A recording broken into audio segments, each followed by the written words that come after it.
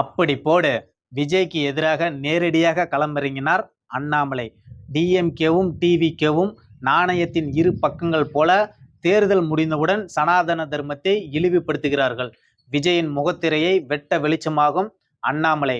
தமிழ்நாட்டில் பாஜகவை வளர்ப்பதற்கு வாய்ப்பிருக்கிறதா, இடம் இருக்கிறதா? கேள்வி கேட்டு ஆதங்கப்பட்ட BL சந்தோஷ். தேர்தலில் முதல்வர் வேட்பாளர் தோல்வியடைந்தாலும் திமுகவின் காரசாரம் குறையவில்லை. ஆதங்கப்படும் பாஜகவின் மேல்மட்ட தலைகள். பாஜகவிற்கு இடம் இருக்கிறதா தமிழகத்தில் கட்சியை வளர்ப்பதற்கு? அண்ணாமலையை களமிறக்க வேண்டுமா வேண்டாமா? முக்கிய முடிவெடுக்கும் மோடி. மாற்றத்திற்கு தயாரான பாஜகவின் டெல்லி மேலிடம்.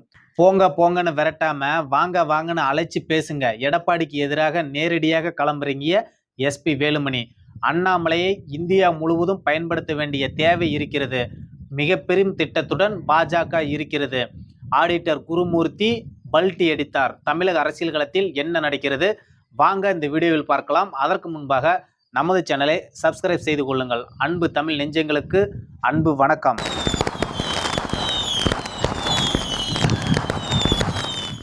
தமிழ்நாட்டில் அரசியல் களம் சூடு பிடிக்க தொடங்கிருச்சு. ஏன்னா சட்டசபையில் உதயநிதி அவர்கள் சனாதன தர்மத்தை பற்றி தவறான ஒரு விஷயத்த பேசினார். அது பொது வழியில் ஏற்கனவே பேசி கூட அவர் மேலே கர்நாடகாவெல்லாம் வழக்கு இருக்குது. அப்படி இருந்தும் இப்போ சட்டசபையில் சனாதனத்தை பற்றி உதயநிதி அவர்கள் பேசிட்டாரு. அது இந்தியா முழுக்க மிகப்பெரிய அதிருப்தியும் மிகப்பெரிய சர்ச்சையும் ஏற்படுத்தி இருக்குது. அதே மாதிரி தான் டிவிகேவை சேர்ந்த ஒரு MLA முஸ்தபாங்கிறவர், ஏங்க நாங்களும் அம்பேத்கரையும் பெரியாரையும் தாங்க கொள்கையை வச்சுக்கிட்டு இருக்கிறோம், எங்களோட கொள்கையும் சனாதனத்தை அழிக்கிறத தானே அவரு பேசுறாரு. ஆனா டிவிகேவும் திமுகவும் நாணயத்தை இரு பக்கங்கிற மாதிரி ரெண்டு கட்சியும் ஒரே மாதிரி தாங்க. தேர்தல் வரையிலையும் சனாதனத்தை பத்தி எதுவுமே பேசல. தேர்தல் முடிஞ்ச உடனே டிவிகேவும் டிஎம்கேவும் அவங்களுடைய ஒரிஜினல் முகத்திரைய இன்னைக்கு பொது வெளியில காட்டுறாங்கன்னு சொல்லி அண்ணாமலை அவர்கள் அதிரடியா இவங்க ரெண்டு பேரும் பேசின விஷயங்களை அவரோட சமூக வலைதளத்துல பகிர்ந்திருக்கிறாரு. அது மட்டும் இல்லாம வடநாட்டுல தாங்க சனாதனம்னா ஹிந்து, தமிழ்நாட்டெல்லாம் சனாதனம் அப்படின்னா அது சமத்துவமின்மை அப்படின்னு எரியிற நெருப்புல எண்ணெயை ஊத்துற மாதிரி ஆதவ அர்ஜுனா ஒரு பக்கம் பேசிட்டு இருக்கிறாரு. இதுதான் அண்ணாமலை அவர்களுக்கு கடும் கோபத்தை ஏற்படுத்திருச்சு. இதனாலதான் உதயநிதி பேசினதையும் MLA முஸ்தபா பேசினதையும் அண்ணாமலை அவர்கள் எடுத்து போட்டாரு.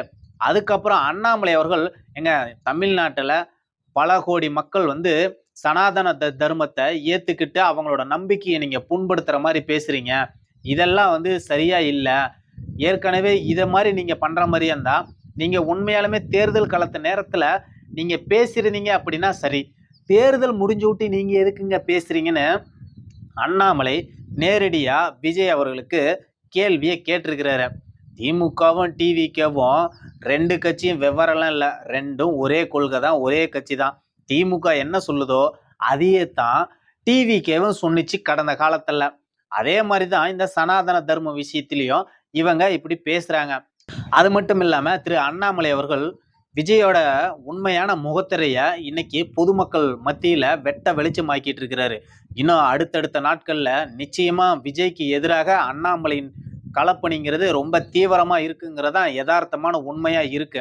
ஏன்னா இன்னைக்கு விஜயை கட்டுப்படுத்தக்கூடிய இடத்துல தமிழ்நாட்டில் இருக்கிற ஒரே தலைவர்னா அது அண்ணாமலையால மட்டும்தான் முடியுங்கிறது தான் களம் யதார்த்தமான உண்மை நிலவரம். ஏன்னா இன்னைக்கு விஜய்க்கு இந்த சினிமா மோகத்துல ஒரு கூட்டம் வாக்களிச்சு அவரு முதல்வர் ஆயிட்டாரு. ஆனா அறிவார்ந்த கூட்டம் அண்ணாமலை பக்கம் தான் இருக்காங்கிறது தான்.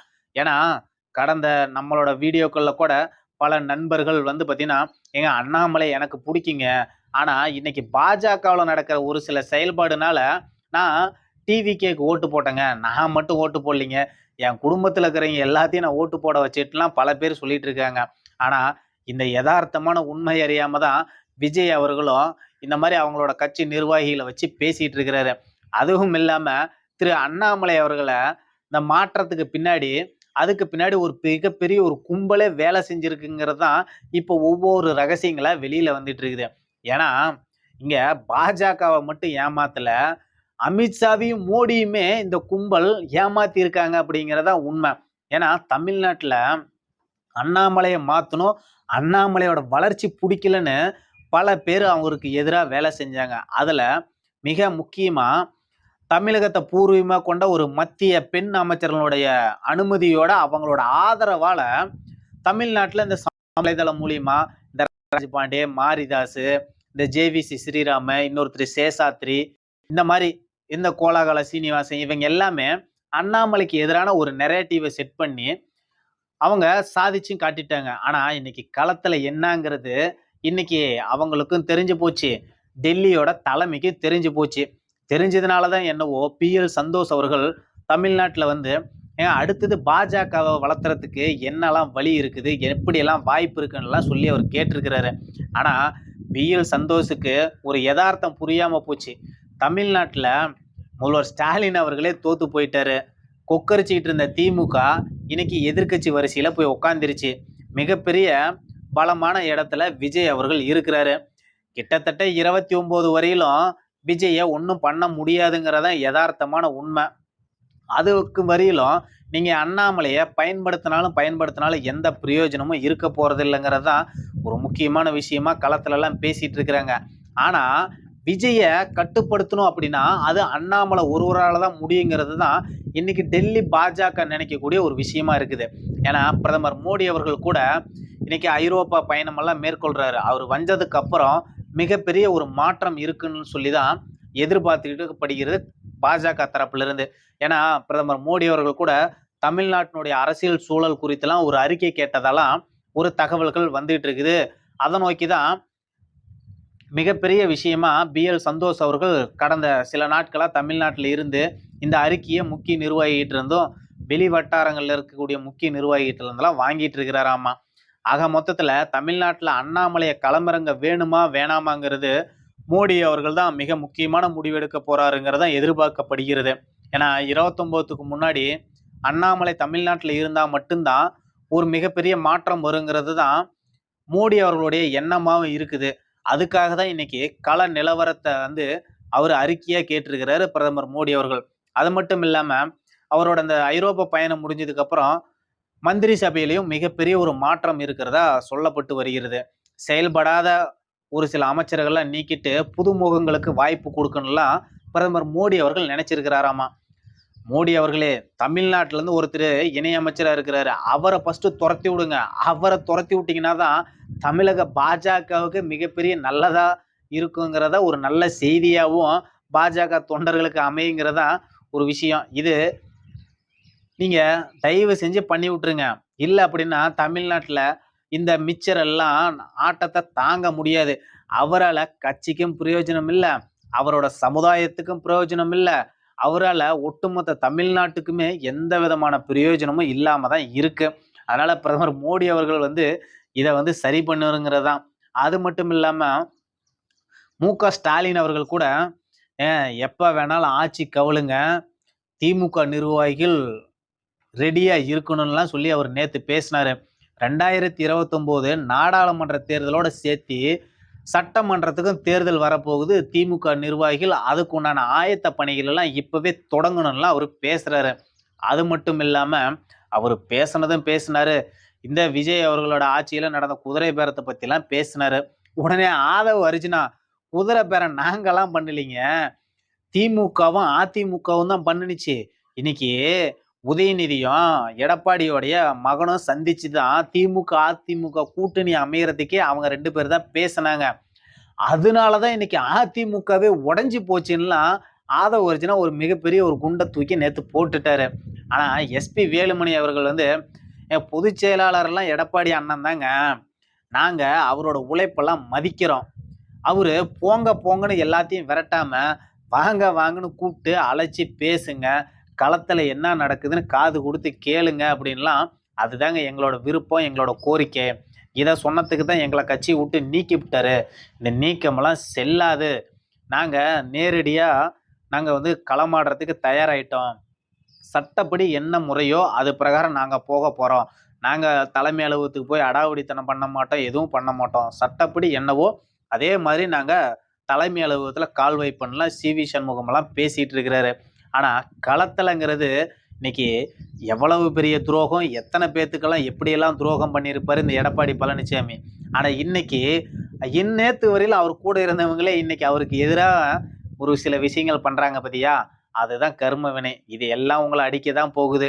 நீங்க திமுக, அண்ணா திமுகவும் சேர்ந்து ஆட்சி அமைக்கிறதுக்கு என்னெல்லாம் ஆட்டம் போட்டீங்க? எப்படியெல்லாம் நடந்துச்சு? அந்த ஒரு இரவுல தமிழ்நாட்டுல பல பகுதியில அதிமுக தொண்டர்கள் பட்டாசு வெடிச்ச நிகழ்வுகள்லாம் நடந்துச்சு. இது நான் கூட கண்கூடா நான் பார்த்த ஒரு விஷயம் தான். இரவு 2 மணிக்கு பல பல அதிமுக நிர்வாகிகள் எடப்பாடி முதலமைச்சர்னு நைட்டு 2 மணிக்கு பட்டாசு பல பகுதி தமிழ்நாட்டுல வெடிச்சாங்க. அதெல்லாம் எதனால வெடிச்சிருப்பாங்கங்கிறது நமக்கு தெரியும். அதனால தான் இன்னைக்கு ஆதவ அர்ஜுனா சொல்லக்கூடிய விஷயம் கூட நம்மளை யோசிக்கிற மாதிரி தான் இருக்குது. உண்மை சம்பவமா தான் இருக்குங்கிறது தான். ஏன்னா அதுதான் நடந்துச்சு. அது மட்டும் இல்லாம இந்த குருமூர்த்தி வேற அண்ணாமலை இந்தியா முழுக்க பாஜக பயன்படுத்த போறது. அவரோட தேவை இந்தியாவுக்கே தேவைப்படுது. அவரை வச்சு பாஜக மிகப்பெரிய திட்டத்தோட இருக்குது அப்படின்னு குருமூர்த்தி அவர்கள் இன்னைக்கு அண்ணாமலைக்கு ஆதரவா பல்டி அடிச்சிட்டாரு.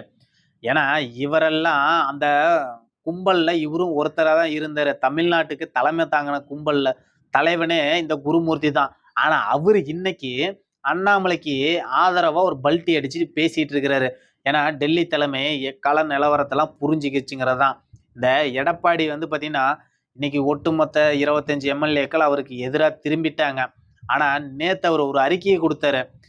தொண்டர்கள் நிர்வாகிகள் எல்லாமே எனக்கு இந்த கட்சிக்கு உறுதுணையா இருக்கணுங்க. அப்பதான் கட்சியை வலுப்படுத்த முடியும் அப்படின்லாம் அறிக்கை கொடுத்துட்டு இருக்கிறாரு. இதனால எந்த பிரயோஜனமும் இல்லை. ஏன்னா எல்லா தொண்டர்களும் எல்லாம் வெளியில போயிட்டாங்க. இன்னைக்கு அதுல ஏறத்தாழ 30-40 பேர் மாற்று கட்சியில எம்எல்ஏவாவே ஆயிட்டாங்க அப்படிங்கிறது தான். நாளைக்கு எல்லாத்தையும் நீக்கிக்கிட்டே நீங்க இருந்தீங்க அப்படின்னா நாளைக்கு பண்ணியும் தன்னைத்தானே அவர் நீக்கிக்கூடிய ஒரு சூழல் தான் வரும். ஏன்னா அதிமுகவில் இன்னைக்கு அந்த மாதிரியான ஒரு சூழல் தான் இன்னைக்கு இருக்கு. இதை தான் சி.வி. சண்முகமும் எஸ்.பி. வேலுமணி அவர்களும் பேசுறாங்க. அதே மாதிரி இன்னைக்கு களத்துல விஜய், உதயநிதி, அண்ணாமலைங்கிற ஒரு கள நிலவரம் தான் இன்னைக்கு அடுத்து மாறப்போகுதுங்கிறது தான். இந்த 3 பேத்தையும் ஒரு மேடையில நிக்க வச்சு விவாதம் பண்ணனா எப்படி இருக்குன்னு நீங்க நான் எல்லாருமே யோசிச்சு பாருங்க. விஜய் ஒரு பக்கம், உதயநிதி ஒரு பக்கம், அண்ணாமலை ஒரு பக்கம். 3 பேத்தையும் ஒரே மேடையில உட்கார வச்சு அவங்க கிட்ட கேள்வியாகவோ அல்லது தனிப்பட்ட பேச்சுக்களாகவோ அல்லது அவங்க ஏதாவது ஒரு சிந்தனை விஷயங்களா பேசுனாங்க அப்படின்னா களம் எப்படி இருக்கும்? யாரு இதுல முன்னணியில இருப்பாங்கன்னு தமிழ்நாட்டு மக்களுக்கும் தெரியும், நமக்கும் தெரியும். ஏன்னா ஒரு பக்கம் சினிமா மோகம், ஒரு பக்கம் மீடியா பலம், ஆனா மற்றொரு பக்கம் அறிவு மட்டுமே, தன்னுடைய சொந்த திறமையை மட்டுமே வச்சு தமிழகத்துல ஒரு முக்கியமான அரசியல் தலைவரா மையம் கொண்டிருக்கிறாரு திரு அண்ணாமலை அவர்கள். மோடி அவர்களோட பயணத்துக்கு பிறகு தமிழக பாஜகவில் மிகப்பெரிய மாற்றம் இருக்குங்கிறது தான். அண்ணாமலை அவர்களும் அமெரிக்காவிலிருந்து ஆழ்ந்த வேலை இருக்காரு.